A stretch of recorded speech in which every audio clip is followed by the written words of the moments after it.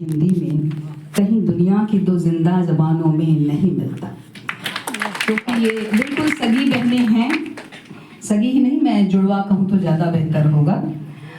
हमने बहुत ही गंभीर बातें सुनी सर से, और इतना मैं बहुत पढ़ती रहती हूँ शेर और शायरी, क्योंकि मुझे यूट्यूब के लिए बनाना पड़ता है कुछ कुछ, तो 100 सुनती हूँ तो एक का बनाती हूँ। तो इसकी वजह से मेरा उर्दू शेर और शायरी रेखता एक चैनल है जिसमें हिंदी में सब रहता है, तो मेरे लिए बड़ी सुविधा है उससे।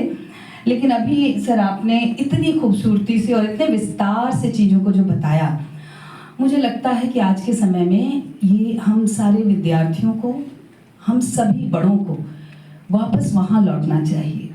क्या बात। क्योंकि हमारे जो अदीब थे, हमारे जो साहित्यकार हैं, वो हिंदी के हों, उर्दू के हों, बांग्ला के हों, उनके जो नज़रियात हैं वो पीछे पड़ते जा रहे हैं। और सोशल मीडिया का असर इतना अधिक है कि वो आपको ज़्यादा से ज़्यादा हिंदू और ज़्यादा से ज़्यादा मुसलमान बनाता जा रहा है। दुखद लगता है, क्योंकि ये हमारी परंपरा नहीं है।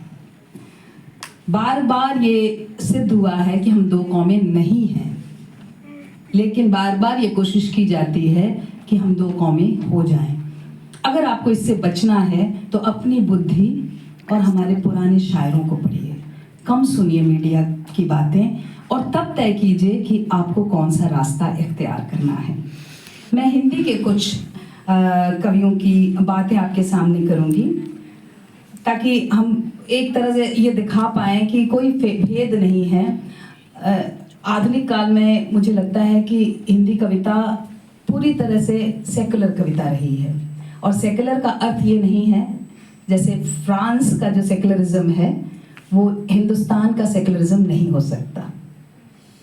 पश्चिम का जो नेशनलिज्म है वो इंडिया का नेशनलिज्म नहीं हो सकता। ये जानना पड़ेगा, क्योंकि हिंदुस्तान की अपना एक जो कल्चर है वो हम वेस्ट से उसको हम बार बार पश्चिम से लाते हैं, और वेस्ट के डेफिनेशन से अपने आप को डिफाइन करते हैं। ये बहुत गलत है। हम खास लोग हैं इस पूरी धरती पर। ईश्वर ने हमें ऐसी खास जगह में पैदा किया है जहां दुनिया का हर कोने से लोग सदियों से आते रहे हैं। कुछ तो खास बात है इस धरती पर, और इस धरती ने हम सबको ऐसे मिला दिया है जैसे कई तरह के, जिसे कहते हैं हम लोग असली खिचड़ी हैं। अब उस खिचड़ी में कोई दाल अलग करने की कोशिश करे, सब्जी अलग करने की कोशिश करे, चावल अलग करने की कोशिश करे, तो मुझे पता है कुछ देर के लिए ये कोशिश करेंगे लोग, लेकिन अंततः हम एक ही हैं। और बार बार ये लिटरेचर तो इसके लिए दावा करता ही रहा है। शेर जंग गर्ग करके एक कवि हैं, ग्राम नगर उनकी कविता है देश की परिभाषा। ग्राम नगर या कुछ लोगों का नाम नहीं होता है देश, संसद, सड़कों, आयोगों का नाम नहीं होता है देश। कुछ पंक्तियां छोड़ रही हूं। देश नहीं बंदूकें, देश नहीं होता फौज, जहां प्रेम के दीपक जलते वही हुआ करता है देश, जहां इरादे नहीं बदलते वही हुआ करता है देश।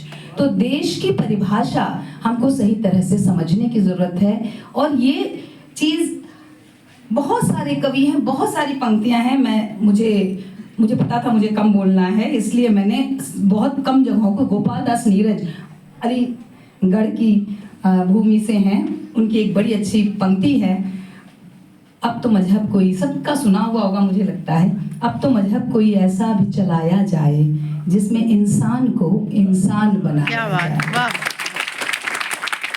हाल ही की बहुत बात हुई, मुझे बहुत पसंद है हाल ही, ट्रांसलेट कर करके भी पढ़ती हूँ, कई जगह कठिन शब्द होते हैं।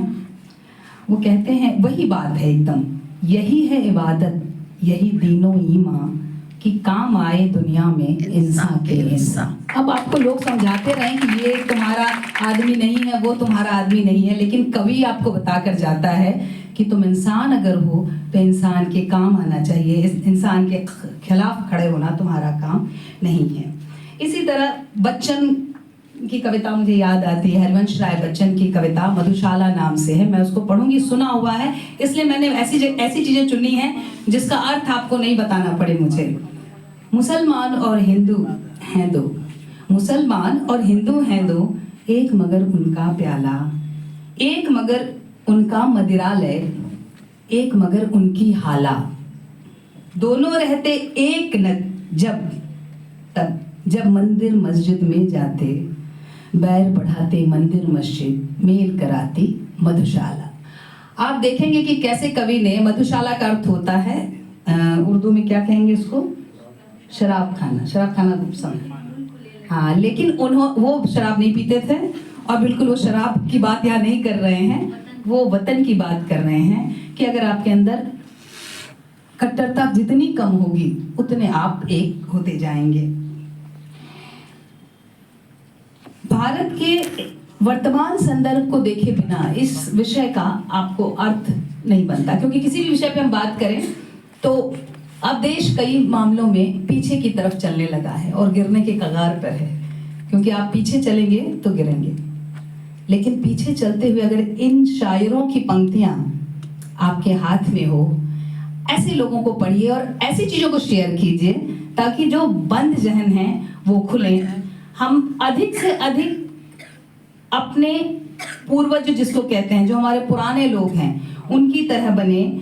मुझे अकबर इलाहाबादी की एक पंक्ति में यहाँ कहना चाहूंगी, चूंकि सर ने वो कोट नहीं किया, मैंने लिखा था। एक थोड़ी सी पंक्ति वो होगी, आबे जमजम से कहा मैंने मिला गंगा से क्यों, आबे जमजम से कहा मैंने मिला गंगा से क्यों, क्यों तेरे एक पंक्ति है मैं वो छोड़ रही हूँ, वो लगा कहने हजरत आप देखें तो जरा, बंद शीशे में था अब रवानी